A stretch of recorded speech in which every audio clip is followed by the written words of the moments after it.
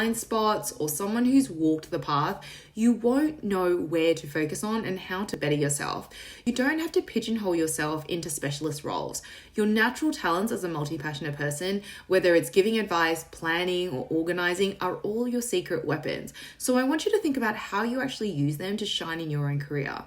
The second is to think about strategic career planning. You want to get crystal clear on your career goals and craft a strategic plan to actually get you there. So I want you to think about how you take control of your own professional destiny, where you're not just letting jobs happen to you or jumping from job to job to see what fits you best.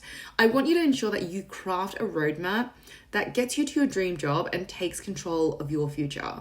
The third is essential leadership skills for any role. So stressful situations and projects are part of the game, but essential leadership skills can help you manage them like a pro.